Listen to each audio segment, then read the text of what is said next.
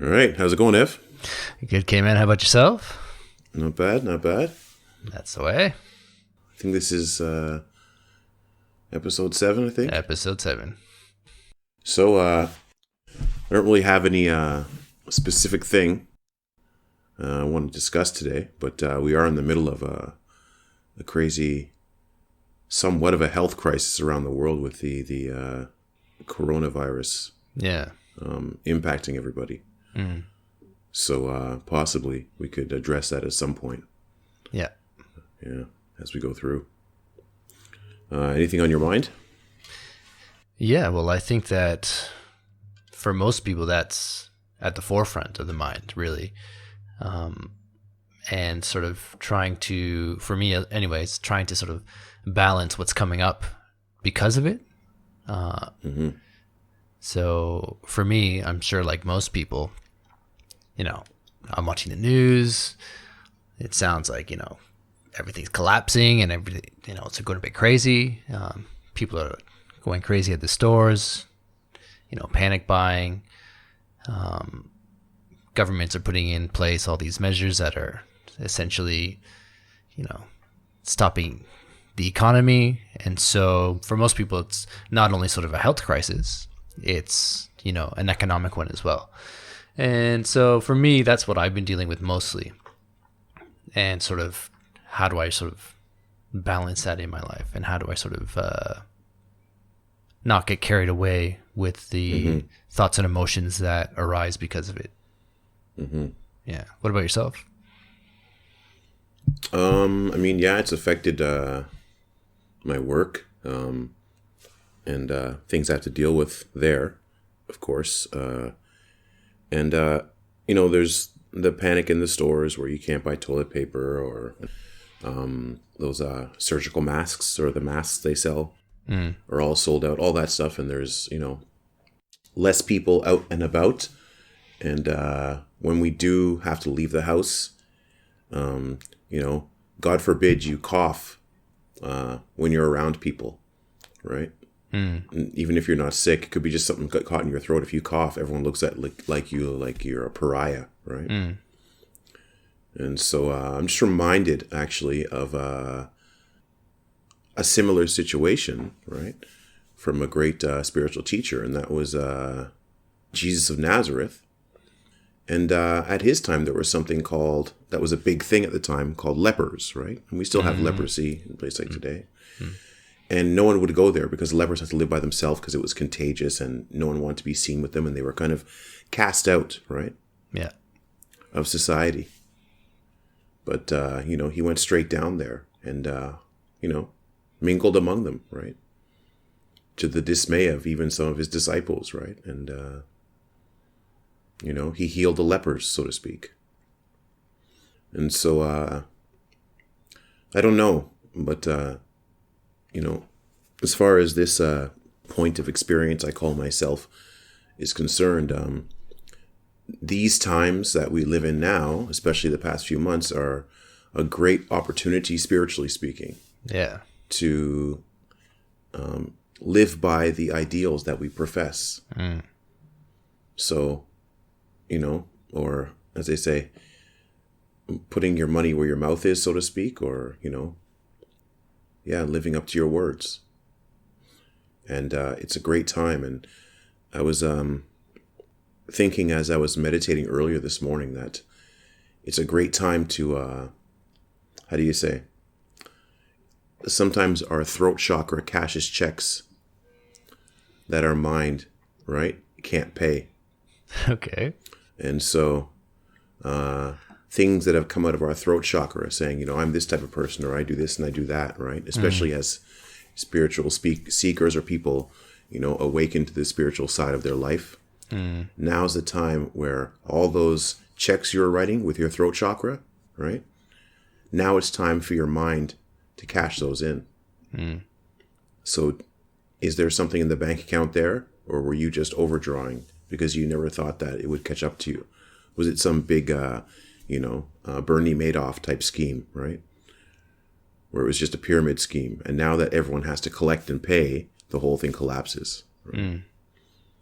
And so what I'll say is that if you find that happening, don't feel bad about it, right? Call upon your other chakra points, forgiveness, right? And go to the source, the heart, and you'll find a reservoir from which you can draw. Actually, in this morning's meditation, because I do a foremost chakra meditation, and one of the ones I use is the Lord's Prayer, the Our Father. And I go through the chakras, and then I'll come back up through the chakras. And I was just thinking that the base chakra, we have the fear down there. And overcoming our basic instincts, right, is moving from the lowest chakra. And when you do that, there's a bit of space you come into. And you're like, okay, I'm going to start trying to not go with my base instincts sometimes, And there's discipline that builds there. And that's the first step in any kind of spiritual practice. If you go to a monastery or whatever, they build you into a discipline, a routine, right? To kind of deal with, okay, you have enough food, you have shelter. Okay, so now chill out, right? And let's get disciplined. And then moving up from there, you have the chakra above that, which I think deals with forgiveness. And forgiveness is perfect, the perfect next step, because when you start to try and overcome your base instincts, your fear and its lieutenants, as I call them, anger, anxiety, you need forgiveness now, because you're going to have to forgive others that are going off of their primal instincts, that are giving into their fear. So forgiveness is what you'll need to kind of clear that cloud of the base instincts of that lower chakra. And then also you'll have to forgive yourself for when you slip and you fall back into fear and anger. So forgiveness is key for maintaining the discipline and the spiritual work you've put in to kind of move up from that base chakra. Forgiveness is how you kind of maintain that work, right? And because one of the reasons people fall back down is because, well, that person, got angry, so I got to get angry. Or that person did something out of fear, and now I'm going to judge them, right? So forgiveness helps you free yourself from judgment, which brings you back down into your baser, chakra things. And then after that, we move up into what I call the tummy chakra, right? And so if I was going backwards through the Lord's Prayer, it would be, lead us not into temptation, but deliver us from evil. At the base chakra, forgive us our trespasses as we forgive those who trespass against us, for the forgiveness chakra. And now give us this day our daily bread. And this is what I call the tummy chakra. And this kind of came up yesterday, and it has to do with gratitude. And so maintaining gratitude, like you've got a full stomach, spiritually speaking, helps you to kind of now maintain the work you've done through maintaining your forgiveness. Because it's like, you got another clear space, and you realize just this gives you gratitude. Just the fact that you've got here, you know what, I there's something in me that has the space now to look beyond my baser instincts. There's something in me that can forgive people going into their lower instincts and me falling back into my lower instincts, that can forgive that, so that when I fall, I don't have an excuse to stay there. No, I'm forgiven and I can move on. And understanding that we are forgiven, and that forgiveness is something that, forgive us our trespasses as we forgive those who trespass against us. So as I forgive, so am I forgiven. So I just have to keep forgiving. And then I am kind of getting that same forgiving. It's like a flow, right? And understanding that flow, there's a great amount of gratitude. There's a great amount of gratitude that comes in, because you're like, you can let go of guilt. And there's gratitude that comes after that. And gratitude for the simple things. and maintaining an attitude of gratitude quiets you in a way. Because if you're satisfied, right? If you got a full stomach spiritually for things as they are in this moment, not as they were, 10 seconds ago, and not as hoping to look that it'll be this way in 10 seconds from now, but just right now, being in gratitude. It quiets you in a way. This is, speaking from this point of awareness, this point of view. And it stops you from looking forwards, and it stops you from looking back. Because you're here to tell this moment right now that I appreciate you. I have gratitude towards this moment in existence as it is. And keeping that attitude through whatever's happening, there's like an easing up of, and a releasing of things in the body and the mind that, I wasn't even aware of, that I was holding on to before that. And when these things let go, then you're free to move up into thy kingdom come, thy will be done on earth as it is in heaven, the heart chakra. You're moving into love. And it's a love for just, I don't know, like love for everything. Because something in you now moving beyond fear and its lieutenants and forgiving yourself and others for doing so, and now being grateful, just lets go of a lot of things in the, say, lower half of the chakras. And you get that clear space of just love. And it's a love from an individual point of view at this point. But it's still love. Thank you for, my existence. And you realize that this potential to be in this space is in everybody. And so there's a love because you see that in them as opposed to the other parts of them. You realize that the people around you are just you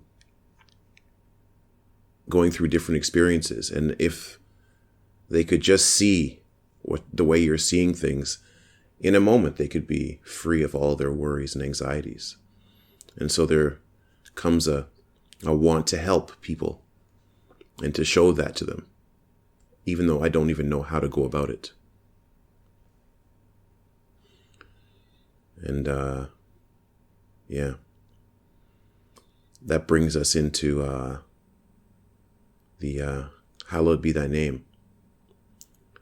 And so from this welling up of love, you might want to start to speak truth about it and use your throat chakra to vibrate what's happening inside you, like it's been building up and building up and building up. And then finally, when you vibrate your throat chakra, it's expressing all that came before it, all the way up through, going through the fear instincts to forgiveness, to gratitude, into love for life.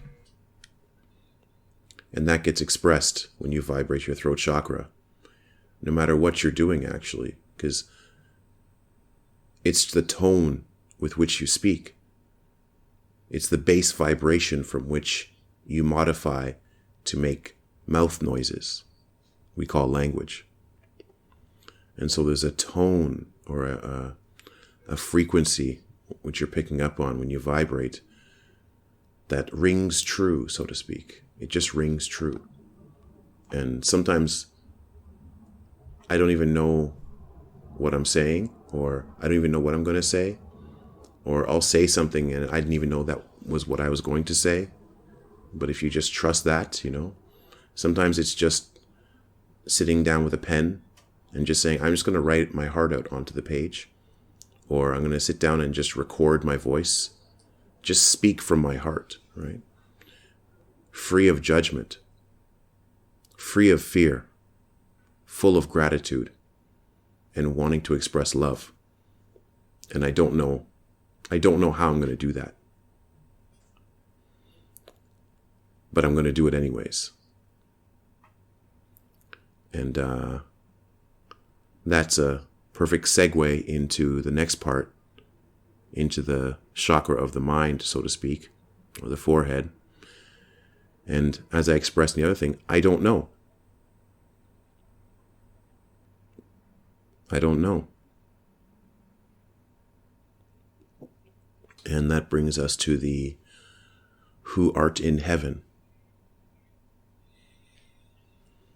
Or as I call it, the Garden of Eden. You could say mankind before they ate the apple and gained knowledge.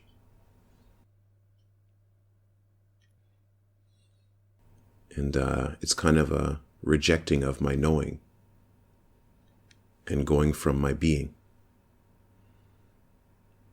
And if we look out into the world right now, what's bothering everybody is the amount of uncertainty that's out there. There's so much uncertainty out there.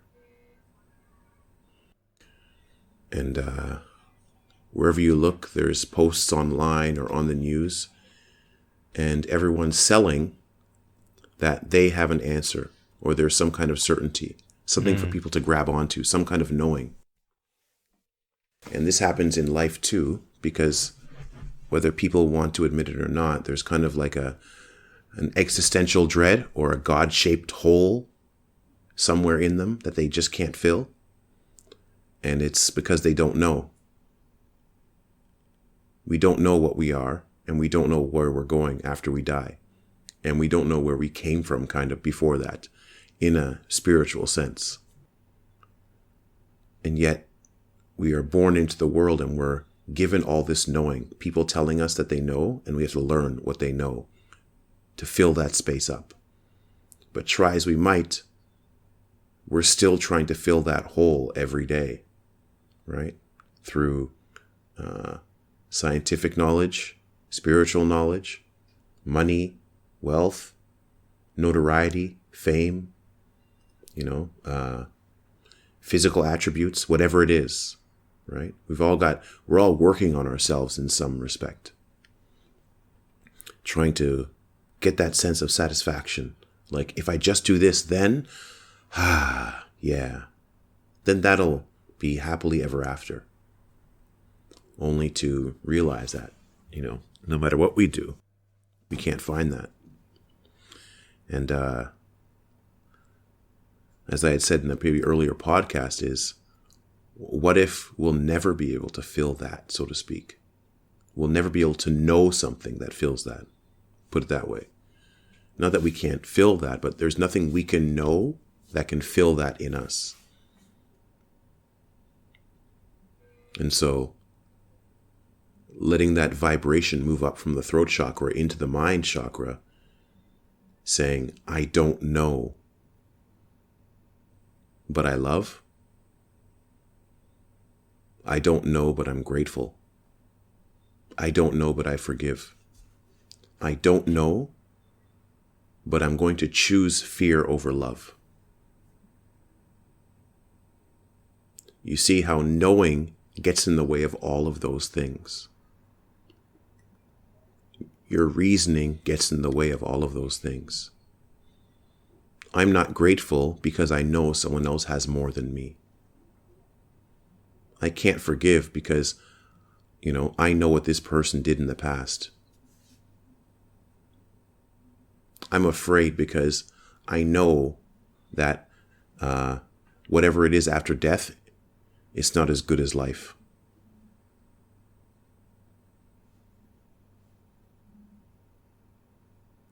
I can't love that person unconditionally because of some whatever reason.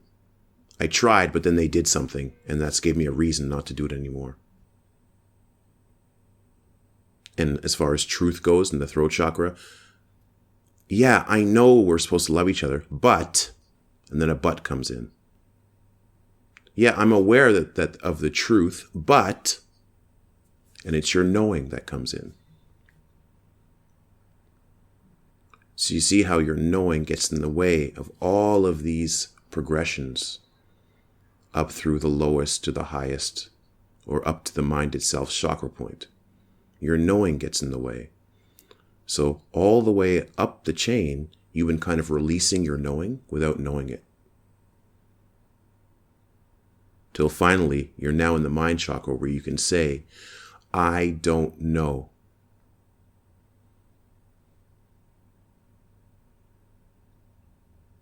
And even better, I don't need to know. But I know the truth that love is real.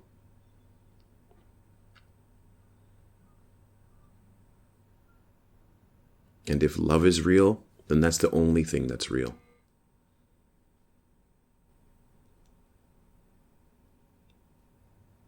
Because if love is real, what can stand with it and still call itself real?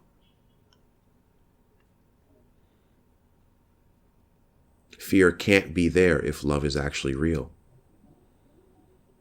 But if you're all the way down at the bottom, so to speak, where you think fear is real and peace or love is a lie, which happens to be like the first line of the Sith code for any Star Wars fans out there, then your whole tree, your whole chakra tree becomes inverted. Because now you say, fear is real and nothing can stand in its way. Nothing can stand with it, which now means fear is real and all of its lieutenants become real now. Anger, anxiety, worry, frustration. And so your chakra tree can become inverted, where now fear is the base. And then up from there, then because I fear, I can't forgive. I'll remember always and I'll hold on to that. And I won't be grateful because I want more. And because I want more and I can't forgive, my heart becomes full of hate.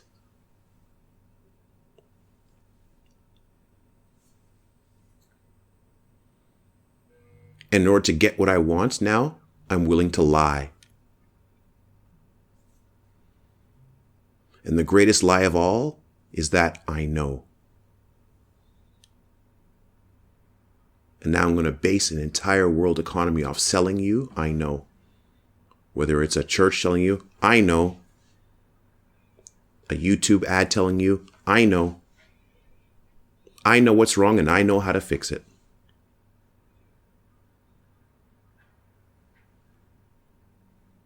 But now let's look at the reflection of that tree moving up through past fear into forgiveness, into gratitude, into love, into expression of the truth, which is that I don't know. And with all this release from all your knowing, you can finally give up being an ego. You can surrender and say, I don't need to know anything. Just need to love.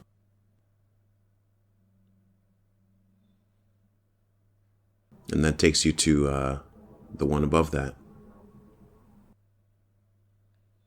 And Ramana Maharshi is quoted as saying, when you go through your top chakra, it curves back down and comes back to the heart. So your so-called God chakra curves back around and goes down to the heart. Almost as if to let you know it's been you all along.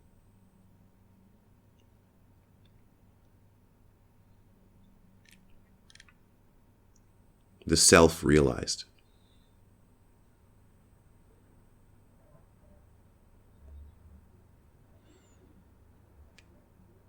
And then that unconditional love, the maturity of that love for life and yourself, fully maturing and blooming, is seen as that unconditional love. And entering into the reality of only love. On earth as it is in heaven. So that's the way I kind of sit down and meditate. I don't really talk about it much, but moving through those, one thing I'll say is that at each step, all you're really doing is saying, I don't know, which means you have the space to choose love over fear. And in my earlier meditations this morning, my first ones, early in the wee hours, I sat down and I let all the things arise that I was so-called worried about. And I just said, choose love over fear. I choose love over fear. And if you're listening to what I'm saying right now, I want you to just try something. Just humor me for a moment. I want you to take all the anxiety that you have about everything that's happening, the uncertainty you have about what's going to happen, and the stuff you're carrying around that drags you down and makes you feel not so good about this moment that has happened in the past. I want you to let it all out now. Like, hold on to it, bring it into your conscious awareness. Don't push it away. Let it build up there. And I want you to sit down and take the time to do that right now. Even if it takes a minute, go ahead. I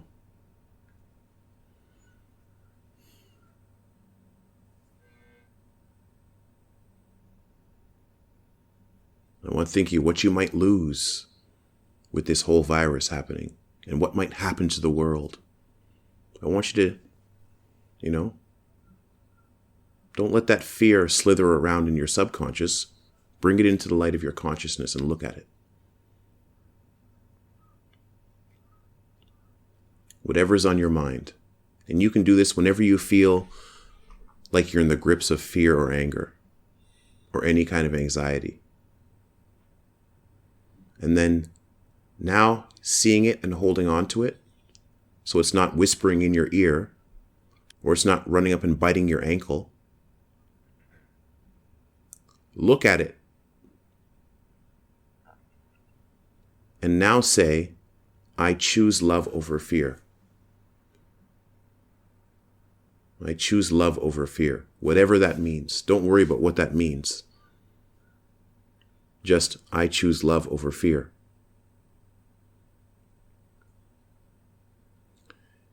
And notice how whatever it is that you were worried about or afraid of or angry about loses its definite form. So if it was coming in the form of a definite image or a definite thought or definite words, it loses that and just becomes an energy that's passing over you.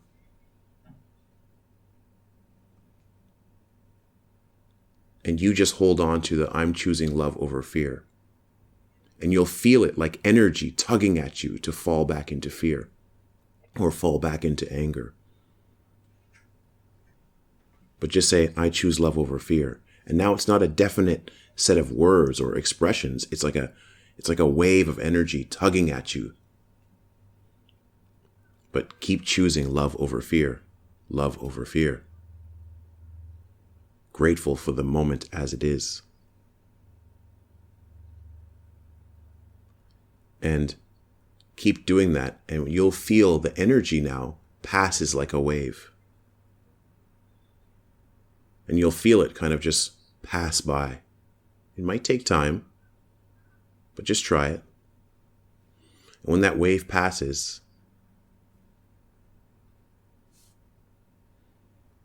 say to yourself, only love is real.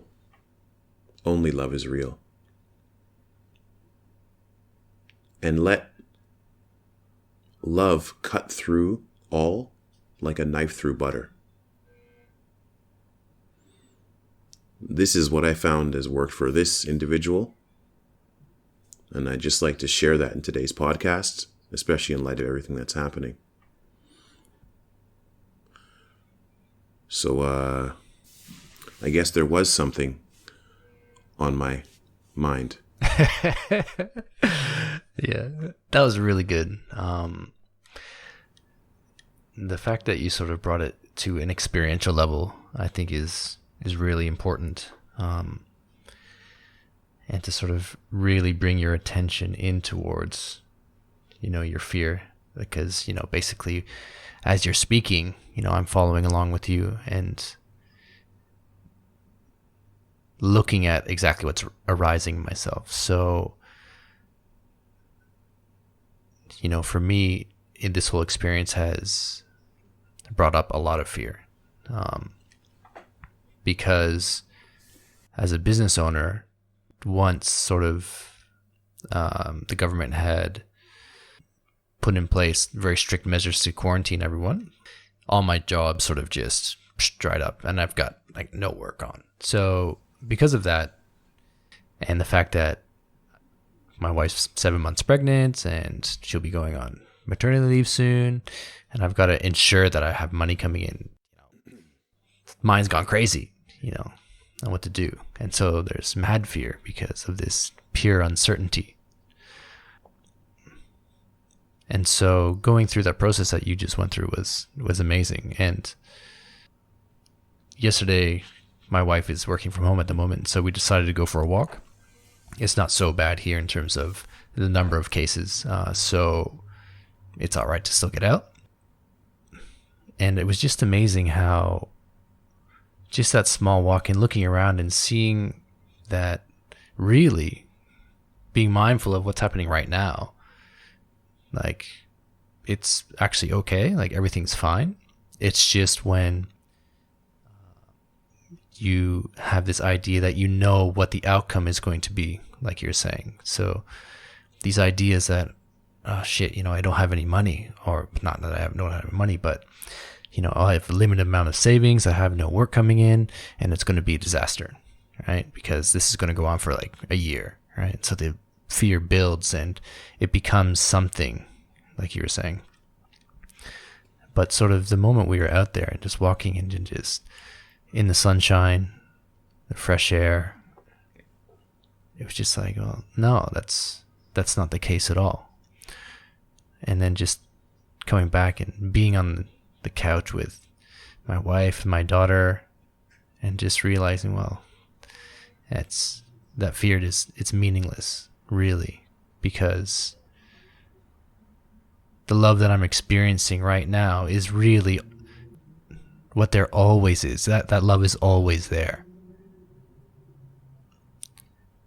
And as you said, when we think we know, we start to believe that no, that fear is what is the real visceral experience that we're having, right? But the moment that you center yourself and you look within, the experience of fear may still be there, or sort of like a low level of anxiety. Because even throughout this whole podcast, I've sort of been feeling that sort of low level of tension throughout the chest and the abdomen, right? So it's still there, but now it's surrounded by this pure expanse of space and peace. And so what you said was, very poignant. And if those who are listening really delve into that, it will alleviate so much suffering that you may be going through at this time. Yeah. The relief and the solace lies within you. You just got to spend enough time with yourself to find it. Even as I was talking, I was going through each of those things, and Then when I came to the part about describing, okay, now I want you to think of all the things that make you worried. Because I've been going through all those things, I couldn't think of anything in that moment, actually.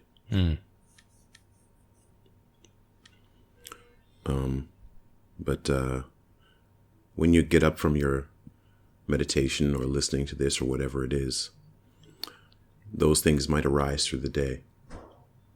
And you'll know because you'll feel that clench in your heart or your abdomen. And then immediately call upon love and say, I choose fear over love. And I don't know what that means. Don't think about how you're going to do it. Don't think about what that means and what you're going to say because of that. Just know inside yourself on a level that only you know. No one else can know that you choose love over fear. And let that permeate throughout yourself first. Let that wave of whatever that energy was pass and wait for yourself to unclench. Just saying, I'm choosing love over fear, whatever that means.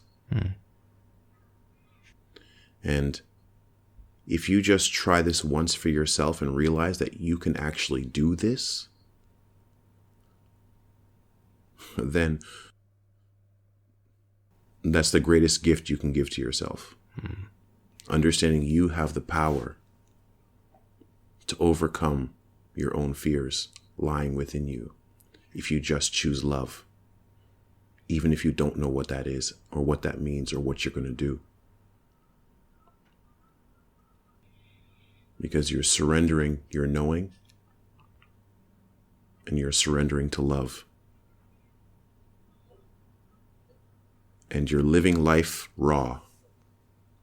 Because fear, anger, anxiety, worry, these are coping mechanisms that arise within us to deal with difficult situations. But if you can stay in love through those things, through those situations, it's like you're living life without coping mechanisms. You're living life sober. You're living life raw. You're living life keeping your heart open no matter what's happening. And that's a kind of savage way to live life. It's like a savage love, like an untamed love, raw love with no boundaries. And it's showing that you trust existence. You trust life when you do that. And if you show that trust for existence, existence will kind of know that you trust it. And then it might show you a thing or two. But that's for another podcast. Yeah, I've been watching a lot of videos online in relation to the coronavirus and how people are addressing it. And it seems that most people who are discussing the topic that we are sort of on the same wavelength, saying that, the time is now. If you've been practicing all this time, it's time for you to sort of step up and embody what you've learned and to take a step in that direction that will lead you and others around you out of that sort of cycle of fear. And for those of you who are new to this, if you just follow sort of K-Man's words and look inside and deal with what you're dealing with, we'll all come out of this much better in the end. Whatever that is, or whenever that is. I can't remember if I saw this in a TV show somewhere or read it somewhere, or even if it's true, but the Chinese symbol or kanji for disaster is the same one for opportunity. It's the same kanji. That's amazing. So this can also be expressed in different ways. For those who are thinking, it's time to invest, or it's time to, stock up on certain things, right? Or, when we recover from this, there's a lot of profit to be gained. That may be true. And you might be taking that meaning of it, that there is opportunity here for a lot of financial gain if you can just do the right moves right now, because there will be a recovery at some point. I would say, yes, that's true. But what is it that you're profiting from? Besides human suffering and anxiety. And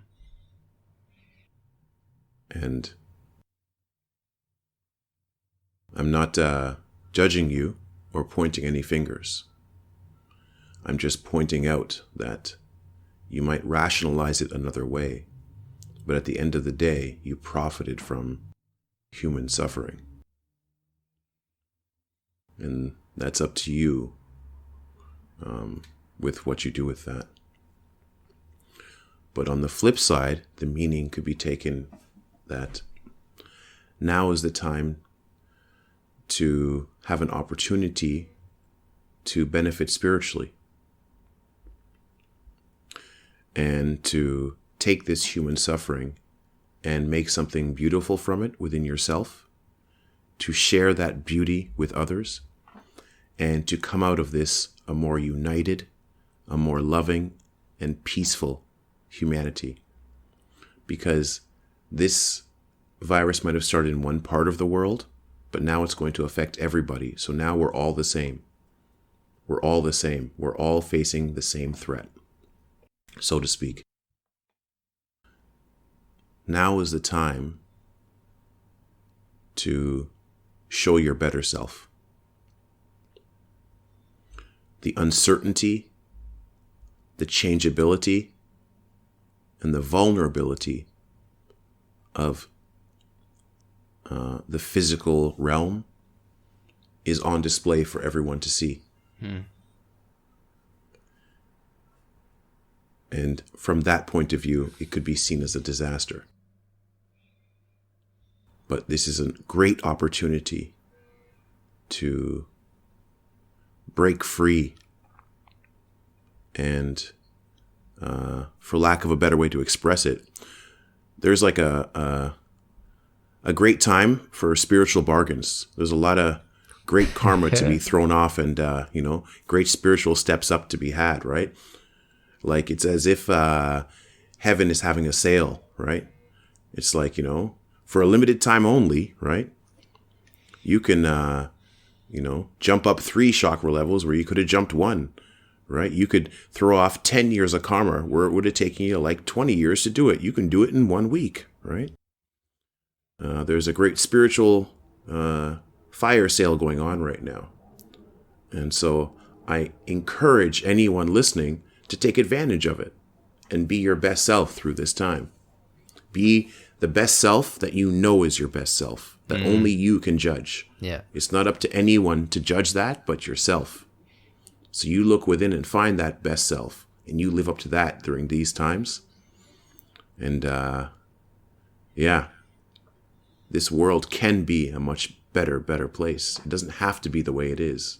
You don't have to, live by your fears. You can live on love and see what you look like then. And I guarantee you, no matter what else is happening, you won't be able to help yourself but smile every time you look in the mirror. And smile when you think of your day. Because you'll look back and say, I was loving today.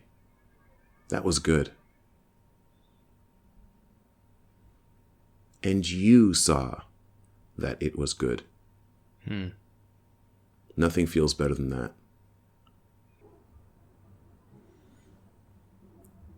And this is not in any way to be insensitive to the suffering that people are going through right now, saying, it's no big deal. No. It is what it is. It is. But I would propose that you can change the quality with which you go through that experience of suffering by being loving through it.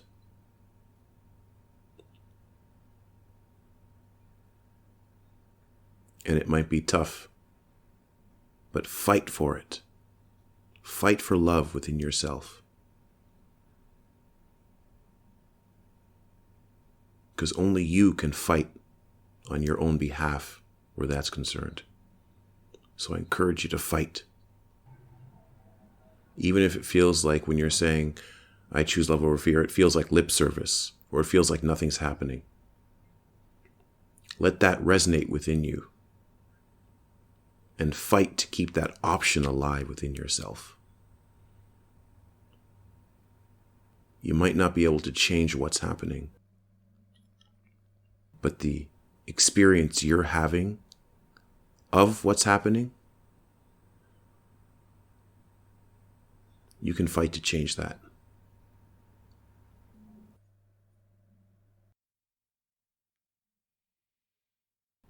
When someone coughs near you, what if you looked at them, smiled, touched your heart, and just bowed your head a little bit? And let the "it's okay" shine through your eyes. Just that alone. Just that alone.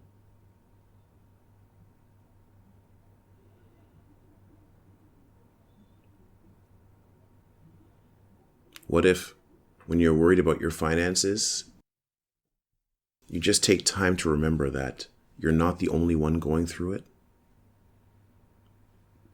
and that there are people in a worse situation than you, and to just send compassion out from your heart towards them first.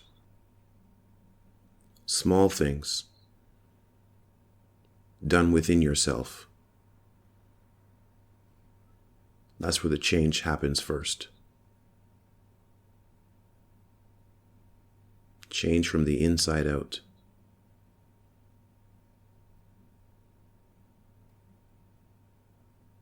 Or as it was once written, if you found a dirty cup on the side of the road and you needed it to drink out of, would you wash the outside of the cup or the inside of the cup before you drank from it? So even if you feel physically limited in what you can do and in your situation, you can always wash the inside of your cup, so that when you do have a chance to express yourself or have the opportunity for a gesture, you're expressing from that place within you where you've done some cleaning. And perhaps at the end of all this, we can come closer to the understanding that when you look at your brothers and sisters in humanity, they were all born as babies, not knowing anything about who they were. And then they grew up and got full of knowledge about what they were. And then they're just playing that out. But if you take all that away, then there's no difference between you and me. The essence of what we are is the same, just being expressed through different situations and experiences. But that spark that says, I am, I exist, is exactly the same. We're one spark of life being expressed and shown to each other through many different experiences, through many different bodies. But it's only one life that's here. And if that